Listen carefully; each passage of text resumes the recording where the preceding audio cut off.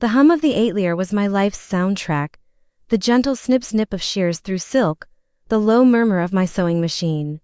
The distant clack of heels on the polished concrete floors of the Devereux building. For 10 years, since I was 18 and fresh out of design school, this sound had been my lullaby, my motivator, my everything, and at the center of it all was my aunt, Genevieve Devereux. To the world, she was a titan of fashion.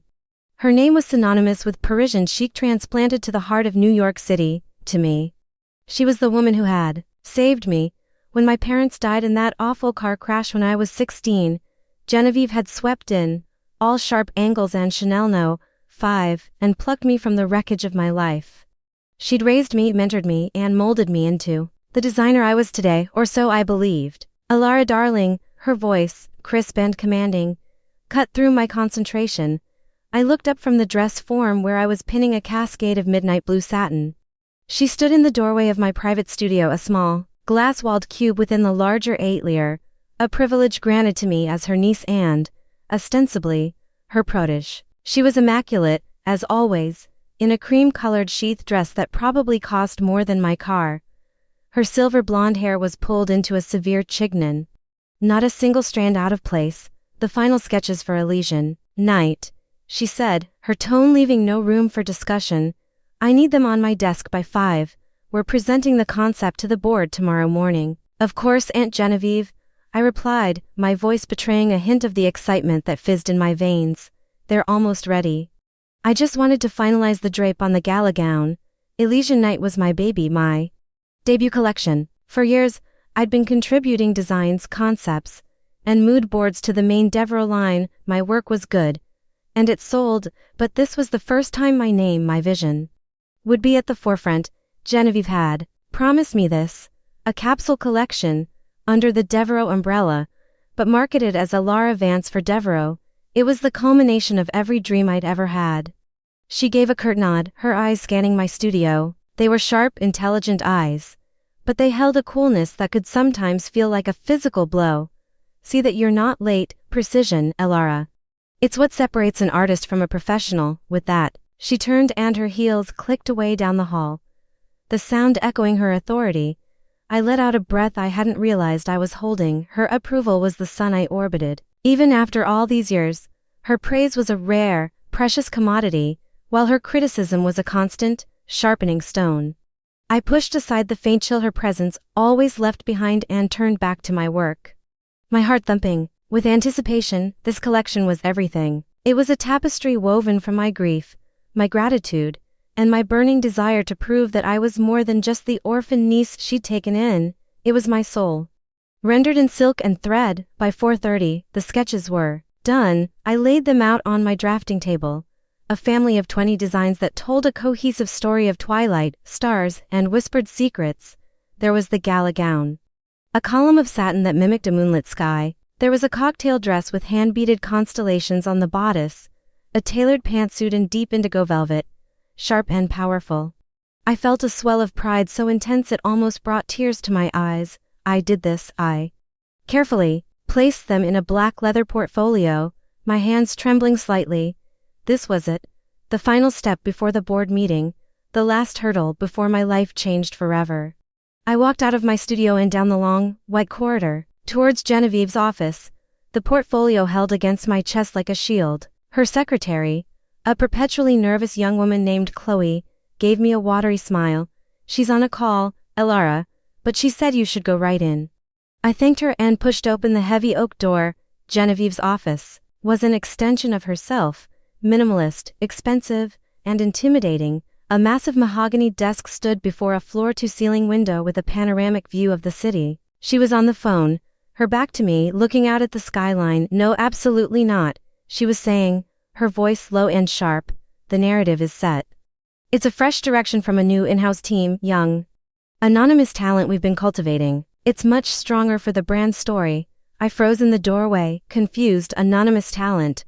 What was she talking about? There was a pause. Don't worry about Alara. She's emotional but she's loyal. She knows what she owes me. She'll understand it's for the good of the company. Another pause. Yes, the designs are exceptional. Truly. They'll redefine the Devereux evening wear line for the next decade. A cold Sickening dread began to pool in my stomach. It felt like ice water flooding my veins. Her designs, my hand tightened on the portfolio. This had to be a misunderstanding. Some other project she was discussing. It couldn't be about Elysian Night. It couldn't, she laughed, a sound devoid of any warmth. She won't make a fuss. Where would she go? I made her. I can just as easily unmake her now about the press release. The portfolio slipped from my numb fingers and hit the plush carpet with a soft thud. Genevieve spun around, her eyes widening almost imperceptibly as she saw me. The mask of control was perfect, but I saw it. The flicker of panic, the flash of guilt. She ended the call without a goodbye. Elara, she said, her voice smooth as glass. You're early, but I wasn't listening. I was staring at her desk, and on it, laid out for her to see, was a printout of a press release draft. The headline, even from across the room, was brutally clear. Devra redefines evening wear with Elysian Night, a stunning new collection from its anonymous design collective, Anonymous. It was all there, the lies, the strategy. My name was nowhere, my identity, my soul erased, and the woman who was supposed to be my savior, my mentor, my family, was the one holding the eraser. The silence in the room was a living thing. Thick and suffocating, it pressed in on my ears, louder than any scream. I could only stare at the press release, the words blurring into a meaningless jumble of black on white, Anonymous Design Collective. The phrase echoed in the hollow space that had just opened up in my chest. Elara. Genevieve said again, her voice a little sharper this time, pulling me back. She took a step from behind her desk, her movements fluid and controlled. A predator closing the distance. You've misunderstood what you heard. Did I? I finally managed to whisper, my voice raspy. I bent down and picked up my portfolio. Clutching it to my chest again, it felt heavier. Now, weighted with the lead of my shattered dreams. Did I misunderstand that you're taking my work, my entire collection, and erasing me from it? She had the audacity to look offended. Don't be so dramatic. I am not erasing you. I am making a strategic business decision. The board feels, and I agree, that the Devra brand needs to project an image of unified / internal strength. A singular vision. Attaching a new, unknown name creates confusion. It dilutes the brand. Her words were calm, reasonable, and utterly insane. Each one was a carefully aimed dart, designed to deflate my anger and replace it with self-doubt / dilutes the brand.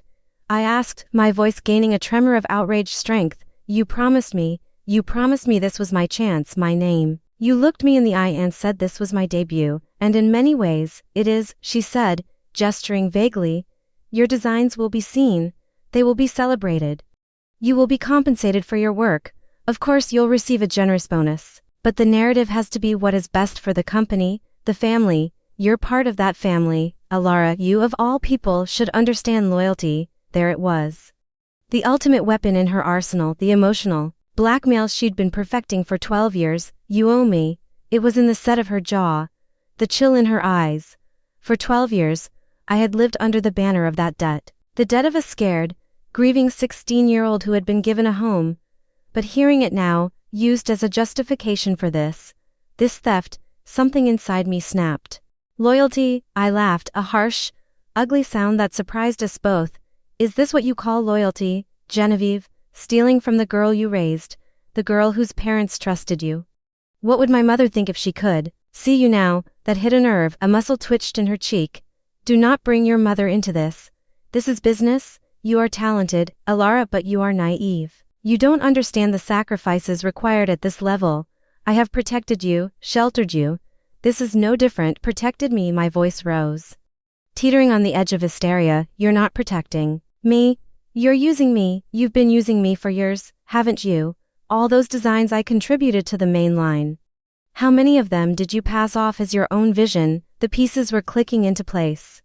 Years of subtle slights and overlooked contributions, suddenly cast in a harsh new light. The times my sketches were incorporated into a senior designer's work, the ideas I'd pitched in meetings that were dismissed, only to reappear weeks later as Genevieve's own brilliant concept. She waved a dismissive hand. You're overwrought. You're not seeing this clearly. Oh, I'm seeing it clearly for the first time in my life, I said, my voice dropping to a low, intense whisper. The shock was hardening into a cold, diamond-hard rage. I see you. I see exactly who you are. I looked around her opulent office. At the view of the city I had once found so inspiring, now it just looked like a long way too far. I looked at the woman who I had loved and respected like a mother. She was a stranger, a beautifully dressed, articulate stranger who had just stolen my future. You mentioned a bonus, I said, my tone flat and dead, a flicker of relief in her eyes. She thought she'd won. She thought my anger had a price tag. Yes, a very generous one. Acknowledgement of your immense contribution, keep it, I said, turning on my heel. And keep the designs. I hope they make you very, very happy. Alara, don't be a fool, she called after me, her voice sharp with warning. Where are you going? What are you going to do? You have a non-compete agreement. Everything you've designed here belongs to Devereaux. You'll have nothing. I stopped at the door and looked back at her, the woman who thought she owned me. I gave her a smile that didn't reach my eyes, a smile that felt like it was carved from ice. You're right, I said softly.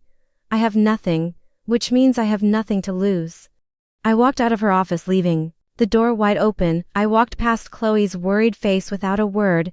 I walked through the atelier, past the confused faces of my colleagues, past the dress form holding my beautiful stolen gala gown. I didn't stop until I was out on the street, the cold November air hitting my face like a slap, and for the first time in my life, I had no idea where I was going. The next 48 hours were a blur of cheap coffee and cheaper motel rooms. I couldn't go back to the apartment Genevieve owned, the one she so generously let me live in. Everything I owned was in that apartment. But the thought of stepping back into a space she controlled made my skin crawl. I had my wallet, my phone, and the portfolio, which I now guarded like it was my only child. I spent the first day in a daze, cycling through waves of grief and white-hot fury. One moment I'd be weeping into a lumpy motel pillow, mourning the loss of the only family I had left. The next, I'd be pacing the small room, my mind racing with vicious, imaginary arguments where I was articulate and devastating and she was left speechless. In reality, she had won. She had my work, my past, and, as she'd so helpfully reminded me, a non-compete agreement that would likely prevent me from working in high fashion in New York for at least a year. She thought she had me trapped. She thought I would crawl back, tail between my legs, and accept the scraps she offered, because where would I go? I was a Devereaux girl. My entire professional identity was tied to her. It was on the second night, huddled in a booth at a 24-hour diner, that the rage finally burned away the grief and left something else in its place. Clarity. Cold, hard, terrifying clarity. Genevieve's power came from her control over the established fashion world. She played by its rules because she had written half of them. Her network was a fortress. I couldn't fight her on her own turf, so I needed to find a new one. My mind flashed to an article I'd read in a trade magazine a few weeks ago, a profile on Julian Croft, the enfant terrible of the fashion world. Croft couture was everything Devereaux wasn't: modern, edgy, disruptive. While Genevieve catered to old money and established prestige, Croft courted new money, influencers, and the bleeding edge of culture. He was a digital native in an analog world. The article had called him a charming shark, a brilliant businessman with an almost preternatural ability to spot the next big thing. And he was Genevieve's biggest rival there. Enmity was legendary. She saw him as a vulgar upstart, a tech bro playing dress up. He saw her as a dinosaur, a relic of a bygone era, waiting for the meteor to strike. They sniped at each other in interviews, poached each other's executives, and scheduled their fashion shows to directly compete. The hatred was mutual, and it was vicious. An idea began to form in my mind, an idea so audacious, so insane, it made my breath catch in my throat. What was the one thing Julian Croft would want more than anything else?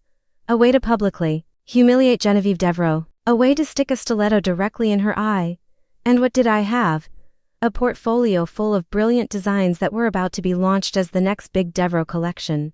Designs I could prove were mine, with dated digital files, preliminary sketches, and sworn testimony. I was the ultimate insider. I was the weapon he didn't even know existed. Where would she go? Genevieve had asked. The answer screamed in my head. To the one place you can't stand. My hands were shaking as I pulled out my phone and searched for Julian Croft. His face stared back at me from the screen. He was younger than I expected, maybe mid-30s, with dark, unruly hair, a perpetually mischievous glint in his eyes, and a jawline that could cut glass. He looked more like a rock star than a CEO. Getting to him wouldn't be easy. Men like Julian Croft didn't just take meetings with unknown, unemployed designers. They were surrounded by gatekeepers. I couldn't just send an email. I needed to do something bold, something he would notice. My search results brought up his recent press. He was a fixture on the gala circuit, not because he loved the stuffy events, but because it was good for business. And tomorrow night, he was scheduled to be the guest of honor at the Metamorphosis Gala, a high-profile charity event for emerging artists. It was perfect thematically, poetically. Perfect. I had no ticket, I had no appropriate dress, I had about $400 in my bank account. It was impossible, and that's why I knew I had to do it. The old Alara, the one who followed the rules and waited for permission, was gone. She died in Genevieve's office.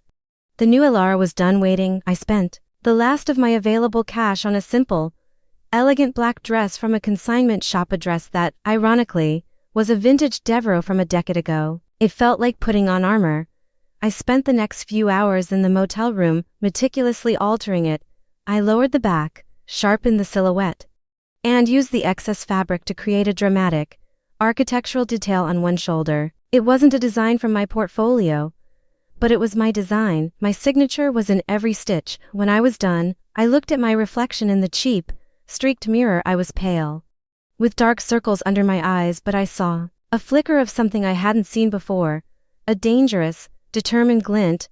I was no longer a victim, I was a woman with a plan. The Metamorphosis Gala was held at a sprawling contemporary art museum, a stark monolith of glass and steel. The entrance was a chaotic ballet of flashing cameras, screaming reporters, and black cars disgorging the city's elite. My heart hammered against my ribs like a trapped bird. I felt like a complete fraud. My vintage, altered dress and my scuffed heels were a world away from the couture gowns sweeping past me. I had no ticket, so the front door was out of the question. My plan, if you could call it that, was to find another way in. I circled the building, the portfolio clutched in a death grip under my arm, my eyes scanning for any opportunity. The entire perimeter was crawling with security. It was hopeless. Just as I was about to give up, to retreat back to my pathetic motel room, I saw it. A catering entrance at the back of the building. A small group of staff in black uniforms were on a smoke break. A large rolling cart piled high with empty champagne flutes was parked nearby, waiting to be taken inside. It was a long shot, a stupid, movie cliché long shot, but it was the only one I had. I took a deep breath, smoothed down my dress, and walked towards them with an air of bored authority I didn't feel. I timed my approach for when a harried-looking manager came out, barking orders. In the ensuing confusion, as the staff stubbed out their cigarettes and started to move, I slipped behind the rolling cart, my body hidden by the racks of glassware. I moved with it, my heart pounding in my ears. One of the caterers gave the cart a shove, and just like that, I was inside. It was a different world. The frantic energy of a backstage operation. I ducked into a small alcove, my back pressed against the cool wall, and waited for my pulse to return to something resembling normal. Now for the hard part, finding Julian Croft. I slipped out of the service corridors and into the main hall. The sheer opulence of the event was staggering. A symphony orchestra played on a raised dais. Chandeliers dripped crystals like frozen tears, and the air hummed with the conversation of the rich and powerful. And there, across the room, holding court by the main bar, was him. He was even more striking in person. He wore a perfectly tailored tuxedo, but he wore it with a kind of casual irreverence, the top button of his shirt undone, a roguish smile playing on his lips. He was surrounded by people, all of them vying for his attention. He handled them with an easy charm, his eyes constantly scanning the room, missing nothing. A shark indeed. For a moment, I was paralyzed by doubt. Who was I to approach this man? What could I possibly say? Then I saw her, Genevieve. She was standing with a group of older, stony-faced board members, a glass of champagne in her hand. She looked radiant, confident, triumphant. Our eyes met across the crowded room. A flicker of surprise crossed her face, quickly replaced by a look of pure, unadulterated fury. She raised her chin in a gesture of dismissal. A clear message: you don't belong here. That was all I needed. The anger returned, hot and sharp, and it propelled me forward. I straightened my shoulders, lifted my chin, and started walking towards Julian Croft. I ignored the dismissive glances of the people I passed.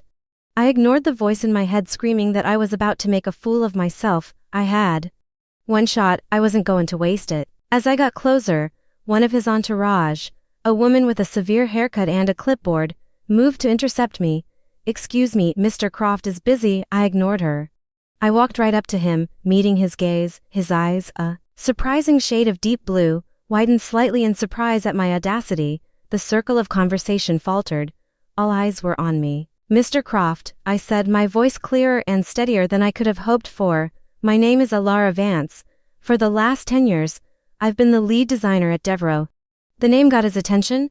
A flicker of interest in his eyes, the charming smile became a little more focused, a little more predatory. "Have I been poached?" he asked, a hint of amusement in his voice. "I don't remember sending an offer." "You didn't," I said. "I'm here to make you an offer." I held up the portfolio. "This is Elysian Night. It's the next big collection for Devereaux, the one they're launching in 3 months, the one they're betting the entire season on." I paused, letting the words hang in the air. "And it's all mine, every single design." His smile vanished. He was all business now. His gaze was so intense it felt like he could see right through me. He glanced across the room, his eyes briefly locking onto Genevieve, who was now watching us with undisguised horror. Then he looked back at me. "Go on," he said, his voice a low murmur that was for me alone. "My aunt, Genevieve Devereaux, decided to launch it without my name on it. She stole my work. I have the original files, the time-stamped sketches, the proof.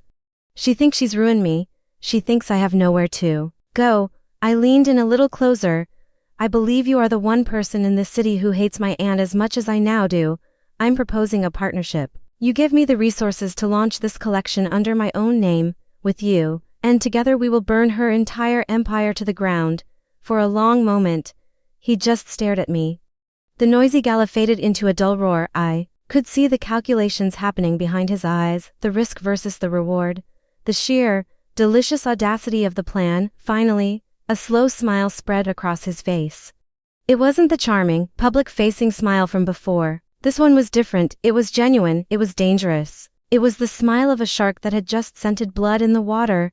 "Alara Vance," he said, tasting the name. He took the portfolio from my hand. "Meet me at my office tomorrow morning, 9 a.m. sharp." He turned to his assistant. "Get Ms. Vance a car, and make sure my aunt sees her leaving in it." The next morning, I walked into the headquarters of Croft Couture feeling like I'd stepped into a different dimension, where the Devereaux building was all classical elegance, ivory walls, gold accents, hushed reverence. The Croft building was a vibrant, chaotic temple of modernity. Polished concrete floors, exposed brick walls covered in contemporary art, and a thumping indie rock soundtrack that seemed to emanate from the very walls. Employees in jeans and designer sneakers zipped past on skateboards. And a massive LED screen in the lobby displayed a live feed of the company's Instagram mentions. It was less a corporate office and more a tech startup that had collided with an art gallery. A young man with electric blue hair and a friendly smile greeted me at the reception desk. "Alara Vance, Julian's waiting for you right this way." He led me to a massive corner office that, like Genevieve's, had a stunning view of the city. But the similarity ended there. Instead of a desk, a huge, rustic wooden table dominated the center of the room, littered with fabric swatches/tech gadgets and half-empty cups of coffee. One wall was a floor-to-ceiling whiteboard covered in frantic scribbles and flowcharts, and Julian Croft was standing in the middle of it all, dressed not in a suit, but in dark jeans and a simple gray t-shirt that did little to hide the fact that he was in ridiculously good shape. He looked up as I entered, and the mischievous glint was back in his eyes. "Miss Vance," he said, gesturing to one of the chairs around the table. "The woman who crashed a party and declared war. I have to admit, I'm intrigued." My portfolio was sitting in the center of the table. He'd already opened it. My sketches were laid out, a silent testament to my work. "Let's get one thing straight," he said, his tone shifting instantly from playful to razor-sharp. "I've had my legal team up since 5 a.m. looking into your standard Devereaux non-compete. It's ironclad. It says anything you create while employed there is their intellectual property. So on the surface, this," He tapped one of my sketches, belongs to your aunt. My heart sank, of course it was. Too easy, but, I asked, my voice small. But he continued, a small smile playing on his lips. There's always a but. The contract is predicated on lawful behavior by the employer. My lawyers believe we can make a very strong case for fraudulent inducement and breach of contract. She promised you a named collection, a material condition of your continued employment, and then reneged in a way that constitutes professional theft. It's a messy, expensive, public fight, the kind of fight Genevieve hates. She likes her battles to be quiet. Behind-the-scenes assassinations, we, on the other hand, love a public fight. He walked around the table and leaned against it, crossing his arms. He was directly in front of me, and his presence was intense, almost overwhelming. I've looked at your designs. Alara, they're not just good, they're brilliant. They have the classic elegance of Devereux, but there's a fire to them, a modernity that your aunt has been trying and failing to capture for years. This is your voice.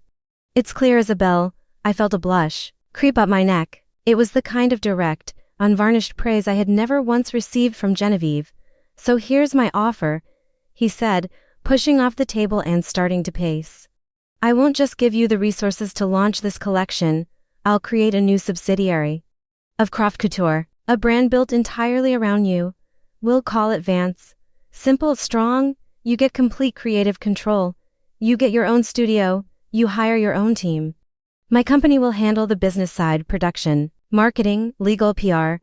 We'll put the full, terrifying force of the Croft marketing machine behind you. By the time we're done, your name will be bigger than Devereux. I was speechless. This was more than I could have ever imagined. It wasn't just a life raft, it was a battleship. What's the catch? I asked, because Genevieve had taught me there was always a catch. He stopped pacing and looked at me. The catch is that this will be war. Your aunt will not take this lying down. She will try to destroy you. She'll try to destroy me. She'll use every dirty trick in the book. She will try to ruin your reputation. Sabotage our supply lines, poach our people. It will be brutal and it will be personal. You need to be ready for that.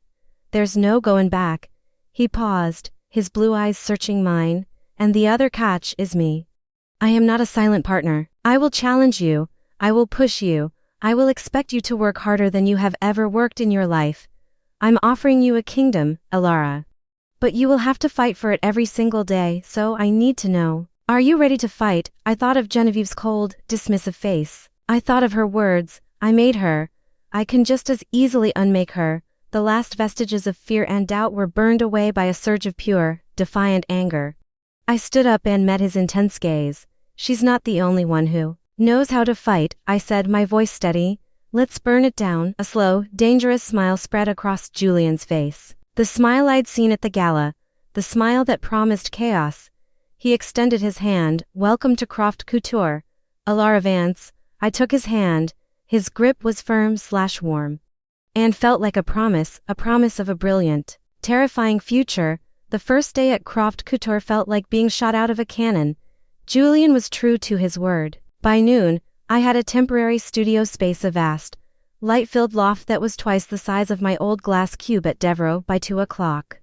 I was in a meeting with the heads of marketing, PR, and production.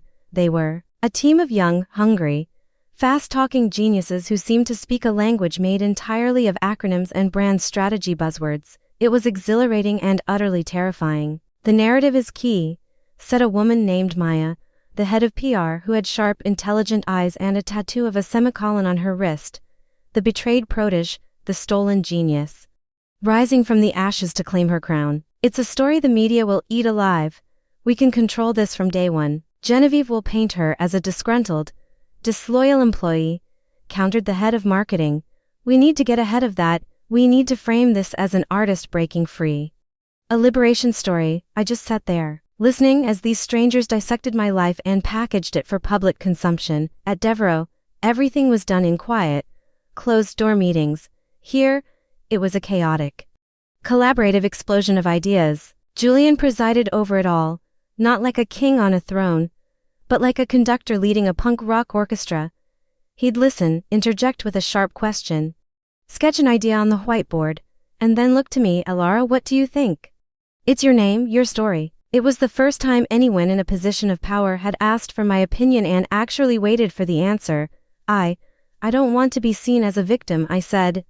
My voice hesitant at first, then stronger. I'm not. This isn't about revenge for me, not entirely. It's about my work. I want the focus to be on the designs. The story is the context, but the clothes are the headline. Julian smiled, a small approving smile. Good. The work is the weapon, Maya, frame it that way. The art is so powerful it couldn't be contained. By the end of the day, my head was spinning. I'd been given a corporate credit card, an apartment in a chic, downtown building owned by the company, and a mission: build a team. I want you to hire killers, Julian had said, people who are hungry, who have something to prove. Don't hire for resumes, hire for passion. That evening, I walked into the apartment they'd provided. It was sleek and modern, with floor-to-ceiling windows and a breathtaking view of the Hudson River. It was also completely empty. A blank slate, just like my life. I stood in the middle of the vast, empty living room, the silence a stark contrast to the chaotic energy of the day.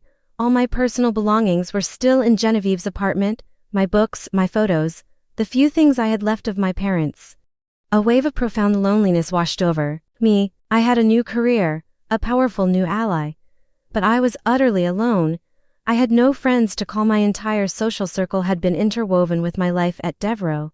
The reality of what I had done, of what I had lost, settled on me like a shroud. Just as the tears started to well up, my new phone buzzed. It was a text from a number I didn't recognize. Need to talk, it's Chloe, from Devereux. My heart leaped into my throat. Chloe, Genevieve's timid secretary. I hesitated for a moment, my mind racing. Was this a trap? A trick from Genevieve? But Chloe had always been kind to me in her quiet, nervous way. I typed back, how did you get this number? The reply was instant. Julian's assistant gave it to me.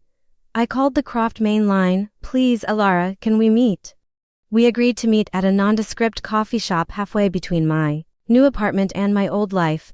I arrived first, choosing a booth in the back corner. Chloe scurried in a few minutes later, wearing a large coat and a hat pulled down low. As if she were a spy in a foreign country, she slid into the booth opposite me, wringing her hands. Thank you for coming, she whispered, not meeting my eyes. I shouldn't be here. What is it, Chloe? I asked gently. It's awful, Alara. Just awful, the things she's saying about you. Her eyes, when she finally looked at me, were filled with a mixture of fear and pity. She held an all-hands meeting this morning. She told everyone you had a breakdown. That you'd become unstable and delusional, she said. You tried to extort the company and when she refused, you ran off. The words hit me like a punch to the gut. Of course it was exactly what Julian had predicted. Genevieve was already salting the earth, destroying my reputation, from the inside out. And the collection, Chloe continued, her voice dropping even lower. She's fast-tracking it. She's telling the board that she has to salvage the work of a troubled employee. She's painting herself as the hero. Let me guess, I said, a bitter taste in my mouth. She's being very brave about the whole thing. Chloe nodded miserably. She's a monster, Alara. I always knew she was tough. But I never thought anyway. That's not why I came. She reached into her oversized bag and pulled out a small, heavy box. She pushed it across the table towards me. What's this? It's your things, she said, your personal things from your old office. Pictures of your parents. Your sketches from school? I knew you wouldn't be able to go back and get them. She had security pack up your apartment today. They have everything else in storage, but I snagged these from your desk before they could. I couldn't let her have them. I opened the box. Inside, nestled amongst some old notebooks, was a small, silver-framed photo of my parents. They were young, smiling, squinting into the sun on a beach somewhere. I hadn't realized how much I needed to see their faces until that moment. A tear escaped and splashed onto the glass. Chloe, I whispered, my voice thick with emotion. Thank you. You have no idea what this means to me, but you took a huge risk. If she finds out, I don't care, she said, a flicker of defiance in her eyes. What she did to you was wrong. Everyone in the Atelier knows it. They're all scared of her, but they know. You were the heart of that place, Alara. She took a deep breath. I'm resigning tomorrow and, well, I heard you were building a new team. I looked at her, really looked at her, for the first time. Beneath the nervous exterior was a core of decency and quiet strength. She wasn't a killer in the way Julian meant it, but she was loyal, and right now loyalty felt more valuable than anything else in the world. My new office is at 555 Hudson, I said, a small smile forming on my lips. Be there at 9 a.m. Monday. You can be my director of operations. Chloe's jaw dropped, but I'm just a secretary. No, I said, closing the box and holding it tight. You're my first hire. I walked home that night feeling lighter than I had in days. The apartment was still empty, but it didn't feel lonely anymore. It felt like a beginning. I had a new ally, a new mission, and the first member of my new tribe. Genevieve had taken my past, but for the first time, I felt like I was finally in control of my future. The next few weeks were a blur of frantic creation. Building a fashion brand from scratch, I quickly learned, was like trying to build an airplane while it was already taxiing down the runway. My team grew quickly. Chloe, true to her word, arrived Monday morning and immediately proved herself to be an organizational savant, transforming the chaotic loft into a functional workspace. I hired a young, brilliant pattern maker named Leo, whom I poached from a small indie label, luring him with the promise of creative freedom. I found two exceptionally talented seamstresses, sisters who had recently immigrated from Korea, whose stitchwork was pure artistry. We were a small, motley crew, fueled by coffee, takeout, and a shared sense of purpose. The loft was constantly buzzing with energy. Music played, ideas flew, and fabric was draped, cut, and sewn at a feverish pace. We were recreating the entire Elysian Night collection. But we were also improving it. Freed from the conservative constraints of the Devereaux brand, I pushed the designs further. The lines became sharper, the colors bolder, the concepts more daring. It was my original vision, but amplified, unfiltered. Julian was a constant presence, though not an intrusive one. He'd appear in the studio at random hours, sometimes late at night, a cup of coffee in his hand. He'd walk around, observing everything, his sharp eyes missing no detail. He'd ask Leo about a particular pattern or watch the sisters sew with a look of intense concentration. He rarely commented on the designs themselves. It was as if he was evaluating the process, the passion, the potential. You're building a culture here, he said to me one evening, as we stood watching Leo and the sisters argue passionately in a mix of English and Korean over the best way to set a sleeve. It's not just about the clothes, it's about the people who make them. Our own relationship was complicated. It was strictly professional, but there was an undercurrent of something else, a tension that was both unnerving and exhilarating. We challenged each other constantly. He'd question my production choices, I'd push back on his marketing strategies. Our meetings were often fiery debates, but they were always productive. He respected my talent, and I was beginning to respect his genius. He wasn't just a businessman, he understood creativity, and he knew how to nurture it. And then, exactly 1 month after I walked out of Devereaux, Genevieve made her first move. It was a Tuesday morning. Leo came to me, his face pale. Elara, we have a problem. A big one. He led me to the cutting table, where a bolt of deep indigo velvet was unrolled. It was the signature fabric for the collection's most important piece, a sharp, powerful pantsuit. It was a custom-milled velvet from a small, artisanal weaver in Italy we'd spent weeks sourcing. Our supplier just called, Leo said, his voice tight. They're canceling our order.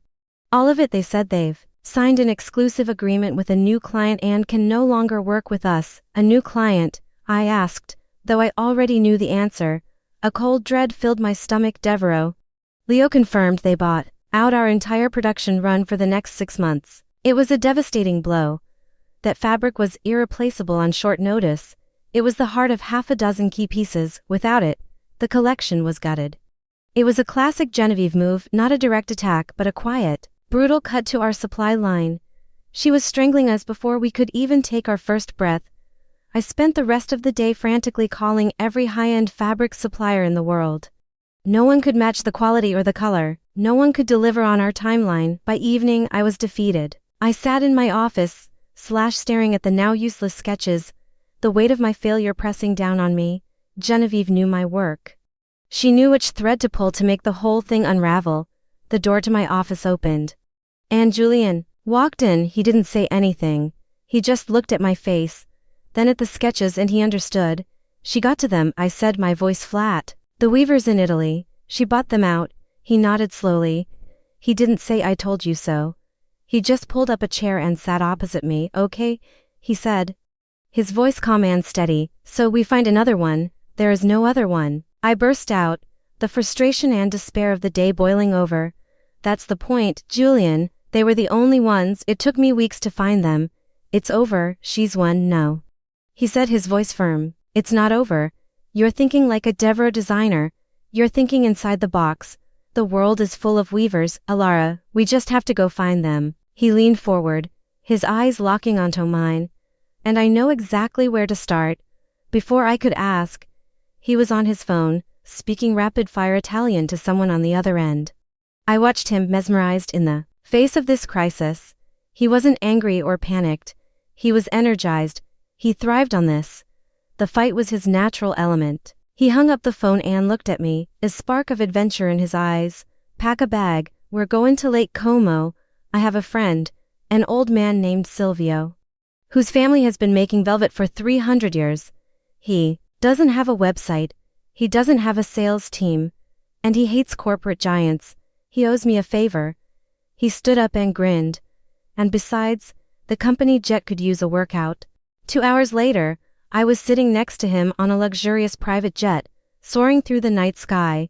The suddenness of it all was dizzying. One moment, I was facing utter defeat.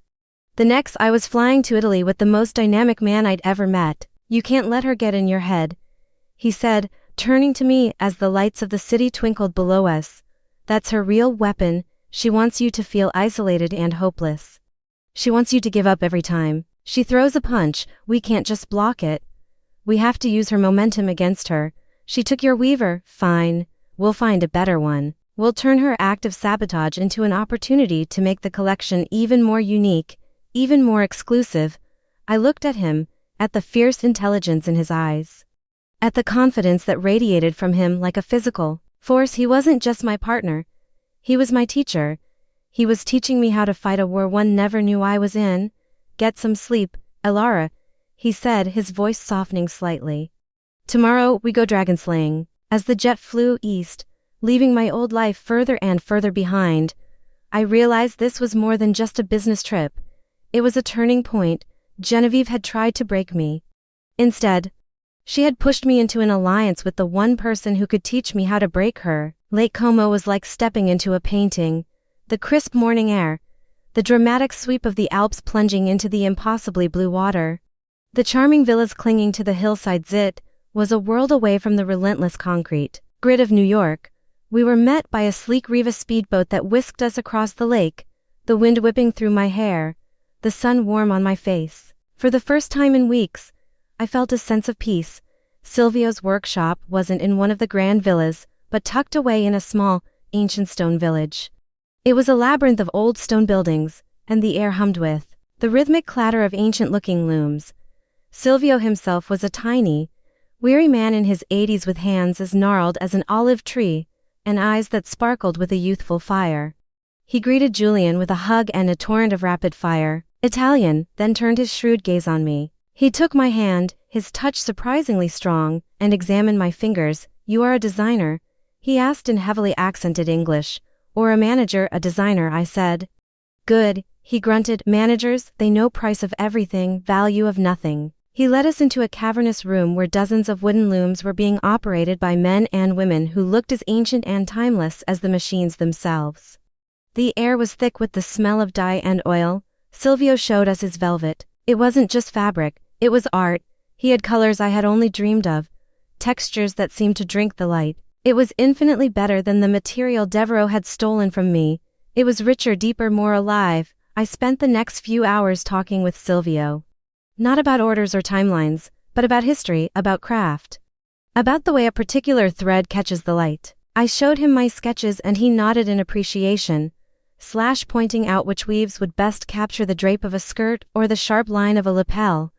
Julian stood back, letting me work, a small, satisfied smile on his face. By the end of the day, we had a deal. Silvio, who rarely worked with new clients, was so taken with the designs and, I think, so charmed by Julian's story of our fight against the corporate dragon, that he agreed to produce a custom run for us exclusively. That evening, Julian and I had dinner at a small trattoria overlooking the lake. We sat outside on a terrace lit by fairy lights, the water lapping gently against the shore below. We drank red wine and ate fresh pasta, and for the first time, our conversation wasn't about business. He told me about his childhood.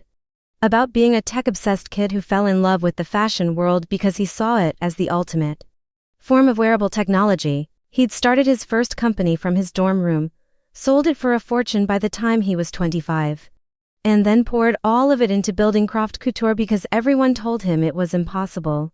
I like impossible odds, he said, swirling the wine in his glass. It's the only way to know you're doing something interesting. I found myself opening up to him in a way I hadn't with anyone before. I told him about my parents, about the suffocating weight of gratitude that had defined my relationship with Genevieve, about the loneliness of the last few years. Pouring all of myself into my work because it was the only thing that felt truly mine. She didn't just steal your designs, Elara, he said, his voice soft, his gaze intense across the candlelit table. She stole your confidence. She made you believe you needed her to exist. That's the real crime. The way he was looking at me, the easy intimacy that had grown between us over the course of the day, made my heart beat a little faster. The line between partner and something else was beginning to blur. The air was charged with an unspoken energy, a magnetic pull that was both thrilling and terrifying. I was starting to realize that the war with Genevieve wasn't the only dangerous game I was playing. The next day, as we were about to leave, our victory was soured by a new attack. Maya, our head of PR, called. Her voice was grim. It started, she said. The first hit piece just dropped, Fashion Weekly. It's an exclusive interview with Genevieve. She sent me the link. I read it on my phone as we sped back across the lake, the beautiful scenery now seeming to mock me. The article was a masterpiece of character assassination. Genevieve was quoted extensively, sounding sad, concerned, and deeply wounded. She painted me as a talented but deeply troubled young woman whom she had tried to shelter. She hinted at a history of instability, of emotional fragility. She claimed my sudden and erratic departure had left the company in the lurch, and that she was now working tirelessly to shepherd the beautiful work of her team to completion. She never mentioned me by name. She didn't have to. The narrative was clear. I was the crazy, ungrateful, unstable villain. She was the gracious, long-suffering matriarch. I felt sick. To see my personal history twisted and weaponized like this was a violation. It was one thing to steal my work, it was another to steal my story and rewrite it into something so ugly. I looked up from my phone, my eyes stinging with tears of rage and humiliation. Julian was watching me, his expression unreadable. Welcome to the war, Elara, he said quietly, the real war. It's not fought with fabrics and scissors. It's fought with words. My brief moment of peace was shattered. The battle wasn't just for my career anymore. It was for my name, my sanity, my truth. And I was more determined than ever to win. The flight back to New York was a war council at 40,000 feet. The mood of triumphant adventure had evaporated, replaced by a cold, strategic focus. Julian, Maya, and our head of legal were on a four-way conference call, with me listening in, my stomach in knots. We can't issue a denial, Maya said, her voice sharp and clear through the speakerphone. It makes us look defensive. We can't get into a she said.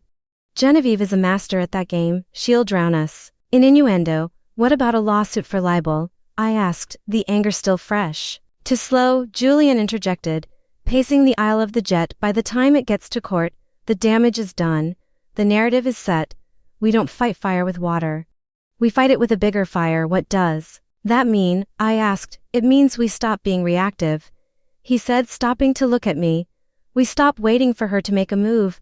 We go on the offensive. We tell our story. Not as a rebuttal, as a headline. He turned to Maya. Get me an exclusive. Not with a fashion magazine. I want a real journalist. Someone from the New York Times or the Wall Street Journal. A business profile. We're not selling a sob story. We're launching a brand.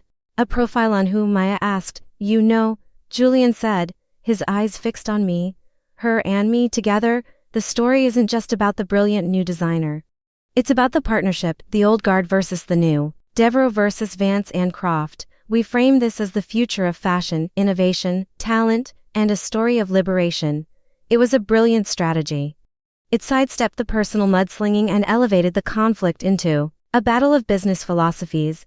It was bold and terrifying, and it put me directly in the spotlight. I've never done an interview like that before, I stammered, the thought of facing a seasoned journalist making me feel nauseous. I'll be right there with you, Julian said. His confidence a reassuring anchor. I'll teach you how to play the game. You just have to do one thing: be honest. Tell your truth. Don't be angry or vengeful. Be passionate. Be determined. Let them see the artist, not the victim. The next week was a whirlwind of media training. Julian and Maya put me through a grueling boot camp. We role-played interviews. They threw trick questions at me. They taught me how to pivot, how to bridge, how to stay on message. They taught me that silence could be a weapon and that a well-placed pause could be more powerful than a long-winded answer. It was exhausting and unnatural, but slowly I started to get the hang of it. The interview was set with a well-respected, no-nonsense journalist from the Wall Street Journal named Catherine Reed. She had a reputation for being tough but fair. She wasn't interested in gossip. She was interested in power, money, and disruption. We met at the Croft headquarters, in a minimalist conference room. Catherine was an older woman with sharp, intelligent eyes that seemed to see everything. I was a bundle of nerves, but I remembered Julian's advice. Be the artist. The interview started with Julian. He laid out the business case, the vision for the Vance brand, the strategy to disrupt the luxury market. He was charming, articulate, and utterly compelling. Then, Catherine turned to me. Ms. Vance, she said, her pen poised over her notebook. Your aunt, Genevieve Devereaux, has painted a picture of a young, unstable employee. Why should our readers believe your version of events? My heart hammered in my chest. This was it, the moment of truth. I took a breath and looked her straight in the eye. I can't speak to my aunt's motivations, I began, my voice steady. All I can speak to is my work. For 10 years, I poured my heart and soul into designing for Devereaux, and I was proud of the work I did. But an artist needs to have a voice. My new brand, Vance, is my voice. The Elysian Night collection was the beginning of that voice. And I felt so strongly that it needed to be heard. I was willing to walk away from everything I'd ever known to make that happen. So you're saying Devereaux tried to silence you? Catherine pressed. I'm saying that great art can't be created by a committee or credited to an anonymous collective, I replied, directly quoting the press release I'd seen. It comes from a singular vision. I have a vision for what modern evening wear can be. It's elegant, yes, but it's also strong, bold, and unapologetic. Julian and Croft Couture have given me the freedom to pursue that vision without compromise. I could see a flicker of respect in Catherine's eyes. I hadn't taken the bait. I hadn't bad-mouthed Genevieve. I had made it about the art. The rest of the interview followed that path. I talked about my design philosophy, about the incredible fabrics we'd sourced from Silvio in Italy, about the amazing team I was building. I spoke with a passion that was genuine and unscripted. Julian sat beside me, interjecting, occasionally to reinforce a business point, but he let me take the lead. He let me shine. When the article came out a few days later, it was a triumph. The headline was The New Guard: How Julian Croft and Alara Vance Are Declaring War on Old Luxury. It was accompanied by a powerful, stylish photo of Julian and me, standing side by side, looking like a formidable team. The article beautifully contrasted Devereaux's stale, top-down corporate structure with our agile, artist-driven model. It mentioned Genevieve's accusations but framed them as a desperate attempt by an old dynasty to discredit a rising star. It positioned me not as a victim, but as a visionary. We hadn't just returned fire, we had seized the narrative. The fallout was immediate. The article went viral. The fashion world was buzzing. Suddenly, Vance wasn't just a rumored startup, it was the most talked about new brand of the year. And we hadn't even sold a single dress. That night, Julian and I were working late in the studio. The team had gone home, but we were too energized to stop. We were pinning a new design to a dress form. The article spread out on a nearby table. You were brilliant, he said quietly, his hands brushing mine as we adjusted a fold of silk. The casual touch sent a jolt through me. I looked up at him. The studio was quiet, the city lights twinkling outside the massive windows. The space between us felt charged, filled with unspoken words and the magnetic pull that had been growing for weeks. I had a good teacher, I said, my voice barely a whisper. He moved a little closer, his blue eyes searching mine. Alara, he began, his voice husky, and then his phone rang. Shattering the moment, he swore under his breath and answered it. It was Leo, my pattern maker. I could hear the panic in his voice even from where I stood. Julian's expression darkened. What do you mean he's gone? Julian said, his voice dangerously low. He listened for another moment, then hung up, his jaw tight with fury. What is it? I asked, my stomach clenching with dread. That was Leo, he said, his eyes like chips of ice. He just got a call from one of our seamstresses, her sister, the other one we hired. She's not coming back. She accepted a new job at Devereaux. Genevieve gave her a massive signing bonus and is sponsoring her entire family's green card application. He let out a harsh breath. The war just got a lot dirtier. The loss of one of our two primary seamstresses was a calculated, crippling blow. Genevieve hadn't just hired a replacement for herself. She had targeted our most vital and most vulnerable asset. The two sisters were the heart of our production. Their skill was unique. Losing one meant our capacity was instantly halved, and the remaining sister, Maria, was devastated by what she saw as a family betrayal. The atmosphere in the studio, once so vibrant and collaborative, became tense and somber. She's not just trying to slow us down, I said to Julian, pacing the studio floor later that night. She's trying to break our morale. She's creating division. She's turning us against each other. It's a classic corporate raiding tactic, Julian said, his face grim. He was staring out the window, his hands shoved in his pockets, but using a green card as leverage. That's a new level of low, even for her. He turned to face me, his anger a palpable force in the room. This is my fault. I should have protected them better. I should have anticipated this. How could you? I countered. You're not a monster, Julian. You don't think like she does. That's a good thing. In a war, it's a liability. He shot back, his voice raw. The attack felt personal to him. He had built Croft Couture as a haven for talent, a place that valued people. Genevieve's move was a direct assault on that ethos. We were up against a hard deadline. We had committed to debuting the Vance collection at Paris Fashion Week, which was now less than 2 months away.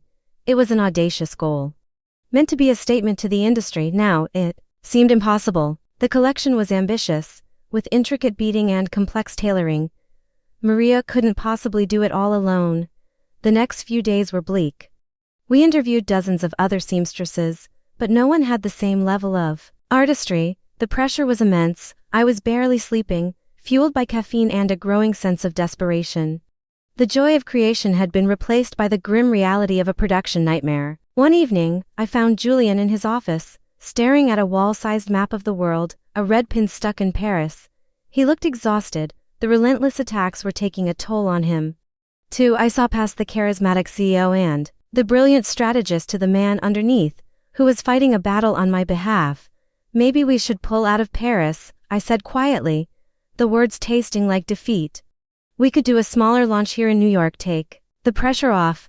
He turned from the map and looked at me, his expression unreadable. Is that what you want?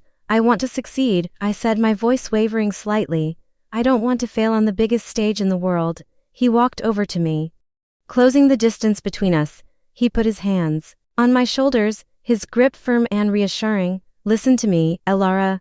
Giving up is not an option. Pulling out of Paris is letting her win. It's telling the whole world that she broke us. We are not going to give her that satisfaction, ever. His proximity, his unwavering intensity, was doing strange things to my already frayed nerves. My exhaustion was warring with the adrenaline his presence always seemed to ignite. Then what do we do? I whispered. I can't find anyone. We're out of time. We're not out of time, he said, his voice dropping to a low, intimate murmur. We just need a new plan. His gaze softened, and he brushed a stray strand of hair from my face. The gesture was so gentle, so unexpected. It made my breath catch. You look exhausted. You can't create when you're running on empty. He took my hand. Come on, you're done for the night. He didn't take me to my apartment.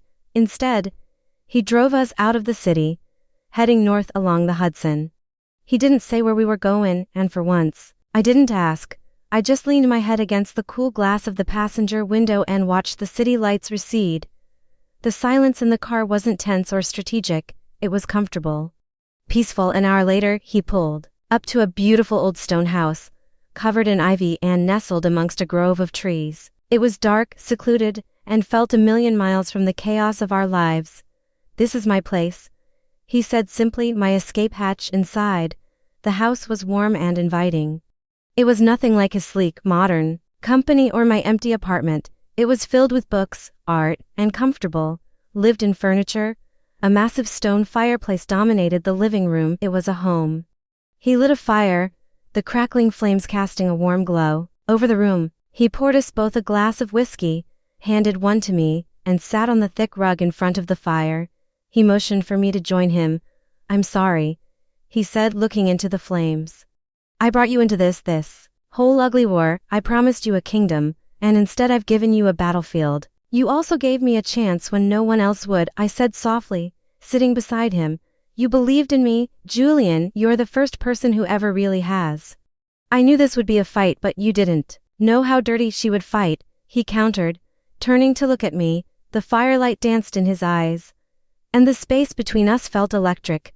All the tension, the stress, the unspoken attraction of the past few months seemed to coalesce in that single charged moment. "It doesn't matter," I said, my voice barely a whisper, "as long as I'm not fighting it alone." He leaned in then, slowly, giving me every chance to pull away. I didn't. I couldn't. His lips met mine, and it wasn't like the movies. It wasn't a dramatic, passionate explosion. It was quiet and tentative and full of a desperate, unspoken need. It was a moment of ceasefire in the middle of a war, a recognition that the alliance we had forged in business had become something deeper, something more personal, something infinitely more complicated and dangerous. When we finally broke apart, he rested his forehead against mine. "We're going to win, Elara," he murmured, "I promise you." In that moment, wrapped in the warmth of the fire and the strength of his promise, I believed him. The problems of the collection, of Genevieve, of Paris Fashion Week, all faded into the background. For the first time, I felt something other than anger or determination or fear. I felt a fragile, terrifying flicker of hope. And maybe, just maybe, something that felt a little bit like falling in love. The morning after was awkward. We woke up in his guest room. He'd been a perfect gentleman, insisting I take the bed while he took the couch to the cold / harsh light of reality. The brief, intimate truce of the night before had been just that, brief. The war was still waiting for us. We were partners, we were something else, and we had no idea how to navigate both. We drove back to the city in a tense silence. The unspoken question hung in the air between us. What now? Our relationship had been our greatest strategic advantage. Was it now our greatest liability? Back at the studio, the mood was still grim. Maria was working silently, her face a mask of grief and exhaustion. Leo was trying to rework the production schedule, his expression bleak. Our small, defiant tribe was on the verge of breaking. Julian and I retreated to my office. "We need to address this," I said, closing the door behind us. I was talking about the collection, but we both knew I meant more than that. "I know," he said, running a hand through his already messy hair. Last night was a mistake," I said, the words feeling like lies even as I spoke them. We can't be that, not now. There's too much at stake. We have to be partners, nothing more." It was the sensible thing to say, the professional thing. It also felt like I was ripping out a piece of my own heart. He looked at me for a long moment, his expression a mixture of hurt and understanding. "You're right," he said finally, his voice flat. "You're right. Business first." He turned away, the easy intimacy we'd shared completely gone, replaced by a cool, professional distance. I had pushed him away, and the resulting emptiness was a physical ache in my chest. Just as the silence became unbearable, my office door burst open. It was Chloe, her face flushed with excitement. "You need to see this," she said, holding out her tablet. / It's an email from someone inside Devereaux. Julian and I crowded around the screen. The email was from an anonymous address, / the message short and cryptic. "She's not just poaching your staff. She's sabotaging your reputation with your suppliers. She has a team feeding false information to your European contacts, claiming Vance is financially unstable and on the verge of collapse. They're being told not to work with you. Check your source at the Silk Printers in Lyon." "A friend? The Silk Printers in Lyon," I breathed. We had just placed a massive, crucial order with them for the delicate charmeuse that made up the linings of the entire collection, an order that hadn't been confirmed yet. Julian was already on the phone, dialing our contact in Lyon. I watched his face as he spoke in rapid French. His expression went from tense to furious. He hung up the phone, his eyes blazing. They were about to cancel the order, he said, his voice tight with rage. They were told Croft Couture was about to default on its payments and that Vance was a shell company I'd set up to hide losses. He slammed his fist on my desk, making me jump. This is beyond sabotage, this is corporate espionage. She's trying to bankrupt us, but who sent the email? I asked, my mind reeling. Who is the friend? I don't know, Julian said. But someone inside Devereaux is on our side. Someone has a conscience. The mole. It was an astonishing realization. In the heart of Genevieve's empire, someone was secretly fighting for us. It was a tiny glimmer of hope in a sea of darkness, but it also revealed the terrifying extent of Genevieve's treachery. This wasn't just about a stolen collection anymore. This was a full-scale, take-no-prisoners war for survival. We have to find out who it is, I said. No, Julian countered, his strategic mind already working. It's better if we don't know. It protects them. But we can use this. We now have a secret weapon, an inside source. He began to pace, the energy back in his movements. This changes things. We've been playing defense. It's time to set a trap. His plan was simple and brilliant. We would leak false information through a trusted channel. Knowing it would get back to Genevieve, we would let her think we were on the verge of collapse. We would let her believe her sabotage was working. We'll leak that we're pulling out of Paris, he said, a dangerous glint in his eye. We'll let the rumor spread that the collection is a disaster and that our partnership is falling apart. Let her get comfortable. Let her get arrogant. And while she's celebrating her victory, we're going to work around the clock in secret to finish this collection and get it to Paris. We'll reveal it on the runway. The last thing she'll ever expect. It was a massive gamble. It meant going completely dark. It meant lying to the press, to our suppliers, to everyone. And it meant solving our production crisis in secret. But how? I asked. We still don't have a seamstress. Leave that to me, he said, his focus absolute. You just focus on the designs. Get the collection ready. I'll handle the rest. The next few days were the strangest yet. We followed Julian's plan, letting the rumors of our demise spread like wildfire. The fashion blogs were merciless. We were a failure. A cautionary tale. Genevieve, in a new interview, expressed her sadness at our unfortunate but predictable collapse, and in our silent studio, we worked. Maria, buoyed by our new secret mission, worked with a renewed sense of purpose. I finalized the last of the designs. Leo cut the patterns. We were a skeleton crew on a suicide mission. Then, one evening, Julian walked into the studio. He wasn't alone. He was followed by 5 of the most renowned couture seamstresses in New York. They were older women, semi-retired, legends in the industry who had worked for the greatest houses in the world. I stared at him, dumbfounded. You said I should have protected our team better, he said to me, a small, triumphant smile on his face. So I did. I've hired them on a short-term, top-secret contract. They'll work from a secure, off-site location. They'll be paid triple their usual rate. And they've all signed NDA letters so airtight, God himself couldn't get them to talk. He turned to the women. Ladies, this is Alara Vance. She's the visionary, we are the hands. Let's get to work. It was the single most audacious, brilliant, and ridiculously expensive solution I could have ever imagined. It was a classic Julian Croft move. He hadn't just solved our problem. He had turned our greatest weakness into our greatest strength. As I watched these legendary artisans handle my designs with reverence and skill, a wave of emotion washed over me. My decision to push Julian away had been logical, but seeing the lengths he would go to for me, I knew I had been wrong. This wasn't just business. It couldn't be. My heart was screaming a truth my head was too scared to accept. I was in love with him. And it was going to change everything. The weeks leading up to Paris Fashion Week were a blur of controlled chaos. We operated like a covert intelligence agency. The main studio was a front. A place where we made it look like we were winding down operations. The real work was happening in a secure, undisclosed loft in a different part of the city, where our secret army of couture artisans worked their magic. I spent my days shuttling between the 2 locations, living a double life. My relationship with Julian had shifted again. the professional distance I had insisted on remained in place. A fragile, unspoken truce, but underneath it, the current of our connection ran stronger than ever. We were co-conspirators, partners in a high-stakes deception. We communicated in shorthand, in shared knowing glances across a room. The intimacy was back, but it was a different kind of intimacy, the kind forged in a foxhole. And the longing I felt for him was a constant, dull ache beneath the surface of my frantic work. The mole, our friend at Devereaux, continued to send cryptic warnings. We learned that Genevieve, emboldened by our apparent collapse, had scheduled the Devereaux show for the exact same night as our now cancelled slot in Paris. It was the ultimate power move. A final, public humiliation. She intended to debut my stolen collection on the very night I was supposed to have had my triumph.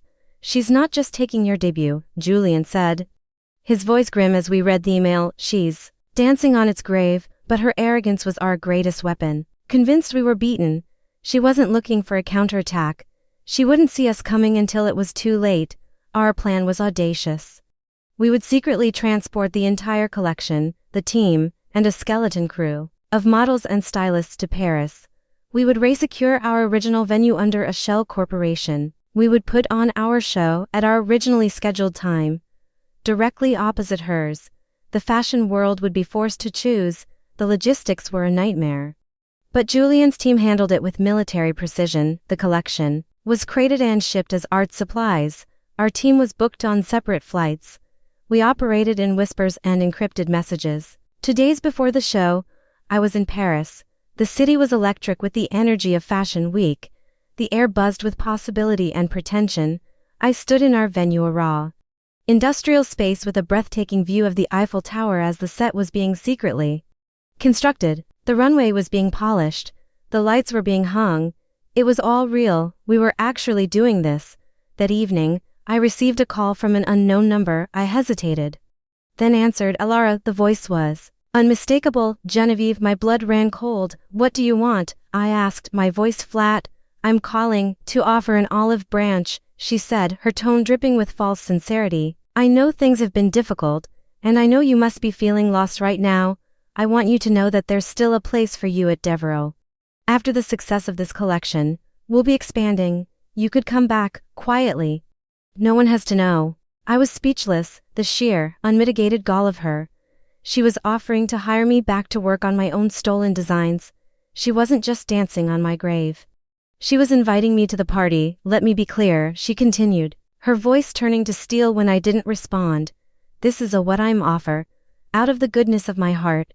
A recognition of our family connection. You have no future in this industry without me, Alara. You must know that by now.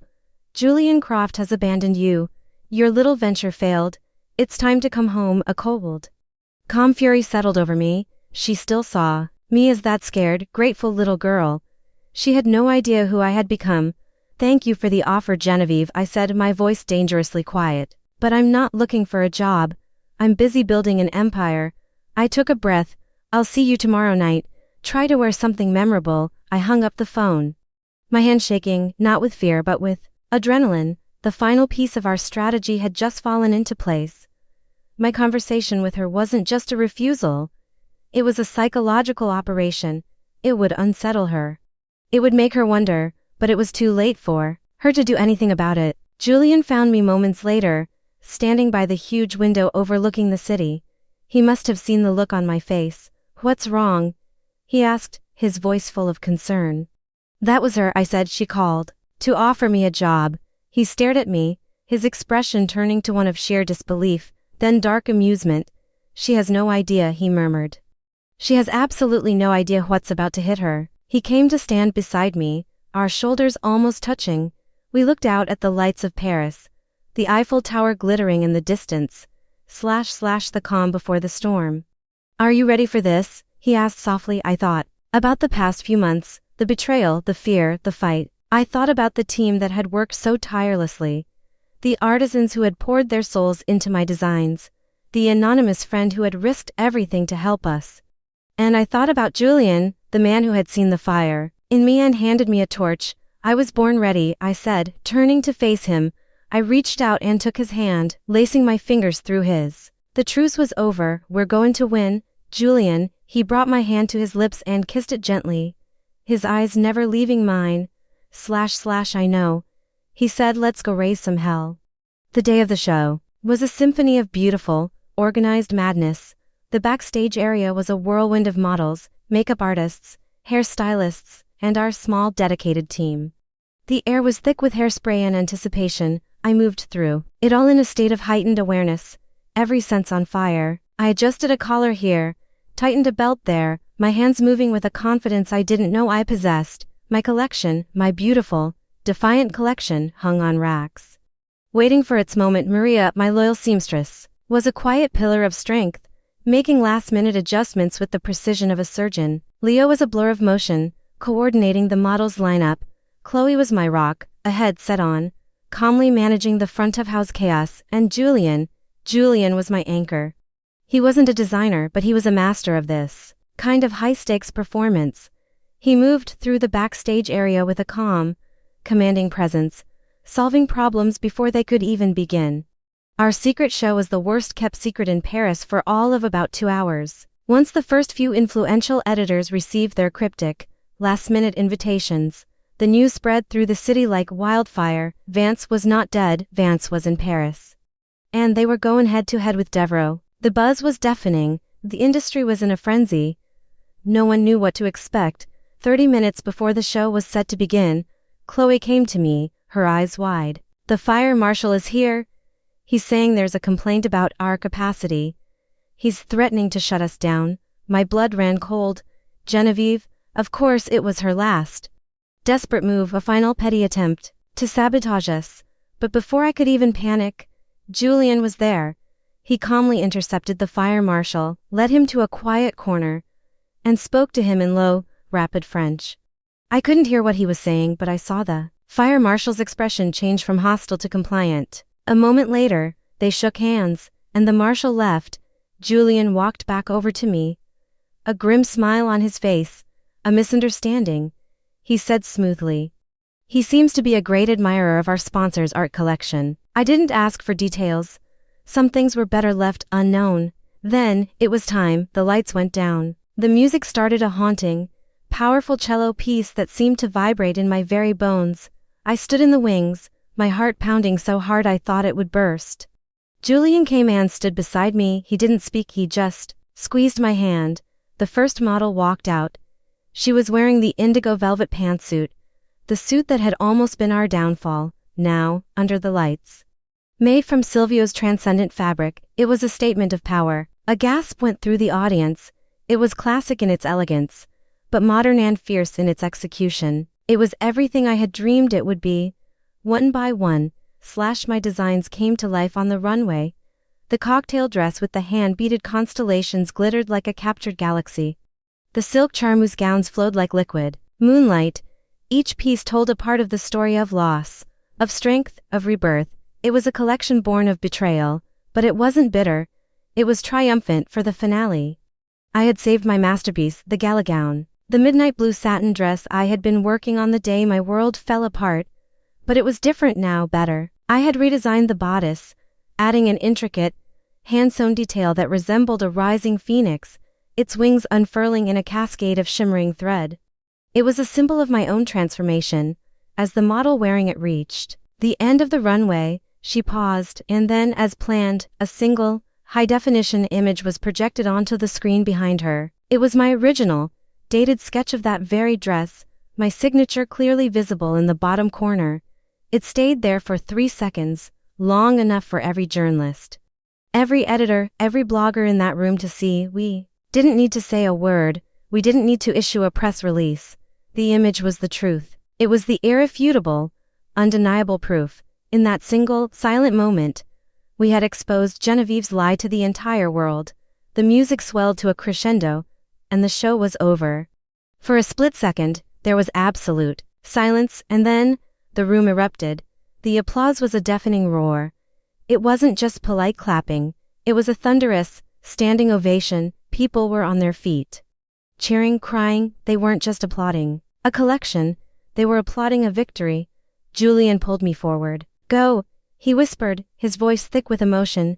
Take your bow. I walked out onto the runway, blinded by the lights, overwhelmed by the sound. I saw a sea of faces. All turned towards me. I saw my team Leo, Maria, Chloe weeping with joy in the wings. I saw Catherine Reed, the journalist, nodding at me with a look of profound respect, and I saw Julian standing in the shadows, watching me with more love and pride than I had ever seen in my life. The war was over, and I had won. The aftermath of the show was a euphoric whirlwind.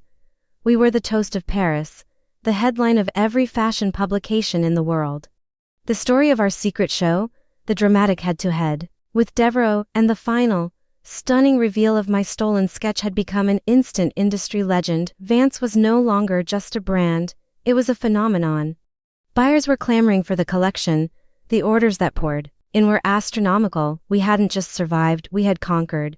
Genevieve's show, by contrast, had been a disaster. The half of the press that had chosen to attend her event had trickled out midway through. Drawn by the frantic buzz about our show across town, the next day, the reviews were brutal. Her collection was deemed uninspired, a soulless imitation, and, most damningly, a shadow of a much brighter light shining elsewhere. Coupled with the now public knowledge of the design theft, her reputation was in tatters. She had been publicly, catastrophically humiliated. The Devereaux board, furious at the damage to the brand, demanded her immediate resignation. Her reign was over. A week later, we were back in New York. In the loft that had once been our secret war room, now, it was the bustling headquarters of the hottest new brand in fashion. Champagne was flowing, music was playing, and my entire team was celebrating. I watched them, Leo laughing with Maria, Chloe directing our new flood of interns, our team of legendary seamstresses holding court like the queens they were. We were a family. A strange motley, beautiful family forged in fire. Julian found me by the window, where I was looking out at the city skyline. The view was the same, but I was different. Everything was different. A quiet corner at your own victory party? He asked, his voice a low, warm rumble beside me. He handed me a glass of champagne. Just taking it all in, I said, a genuine, unburdened smile on my face. It doesn't feel real. Oh, it's real, he said, his eyes twinkling. I just got off the phone with our legal team. Genevieve has agreed to a settlement. She's relinquishing all claims to the Elysian Night designs, transferring the patents to you, and issuing a public apology. In return, we agree not to pursue further damages. I was stunned. A public apology? It was more than I had ever expected. It was a complete and total surrender. Why? I asked. Why would she agree to that? Julian's smile faded slightly. Because I made her an offer she couldn't refuse. Our friend, gave us one last gift, proof that Genevieve had been embezzling from the company for years. Enough to put her in prison. The apology was her get-out-of-jail-free card. I stared at him, my mind reeling. I had never found out who the mole was. I had never asked. Who was it? I whispered. He hesitated for a moment. It was Chloe's predecessor, the secretary Genevieve fired 2 years ago on trumped-up charges. She's been waiting for her moment, ever since. It all clicked into place. The quiet acts of rebellion, the loyalty, the secret hatred simmering just beneath the surface of Genevieve's perfect world. She had built her empire on fear, and in the end, it was that fear that had turned against her. I looked at Julian, at this brilliant, dangerous, and fiercely loyal man who had orchestrated this entire victory. He had been my general, my teacher, my partner. But I wanted him to be more. The war is over, Julian, I said softly, putting my champagne glass down. What now? He turned to face me fully, the party fading into the background. The air between us was still, charged with all the things we hadn't said. All the things we had been too scared to feel. Now, he said, his voice dropping to a husky whisper, we get to live. He reached out and gently cupped my face, his thumb stroking my cheek. There were no more boardrooms, no more battle plans, no more secrets. There was just us, Alara and Julian. I love you, Alara Vance, he said, his blue eyes searching mine, full of a raw, vulnerable emotion I had never seen in him before. I think I have since the moment you walked up to me at that gala and declared war. Tears of joy, of relief, of a profound, overwhelming love welled in my eyes. I love you, too, Julian Croft, I whispered. I was just too scared to admit it. He leaned in and kissed me, and this time, it wasn't a tentative ceasefire or a moment of stolen comfort. It was a promise. The beginning of a new story. Not a story of revenge or betrayal, but a story of love, of partnership, of two people who had found each other in the wreckage and built an empire. My aunt tried to sabotage my career. She tried to steal my future, erase my name, and break my spirit. But all she did was show me how strong I was. She pushed me out of the gilded cage I hadn't even realized I was in, and in doing so, she led me straight to the man who would help me build my own throne. She thought she was my end, she was just my beginning.